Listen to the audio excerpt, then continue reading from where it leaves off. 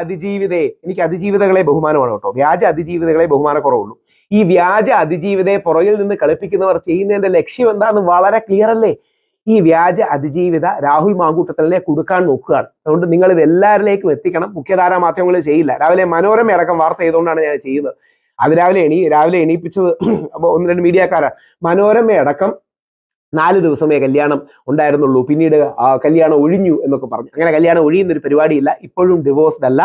ആ പയ്യന്റെ റെക്കോർഡിംഗ് അടക്കം എൻ്റെ ഉണ്ട്. അത് വെളിവിടുന്നില്ല. അദ്ദേഹത്തിന്റെ പെർമിഷൻ കിട്ടാൻ ഞാൻ വെളിവിടില്ല. രാഹുൽ മാങ്കൂട്ടത്തലിന്റെ വാട്സപ്പ് ചാറ്റ് വെച്ച് രാഹുൽ മാങ്കൂട്ടത്തലിനെ ഈ പെൺകുട്ടി ചതിച്ചതുപോലെ, ഈ വഞ്ചകി ചതിച്ചതുപോലെ രാഹുൽ ഈശ്വർ ചെയ്യില്ല. കാര്യം നമ്മൾ മാന്യതയിലും മര്യാദയിലും ധർമ്മത്തിലും വിശ്വസിക്കുന്നവരാ.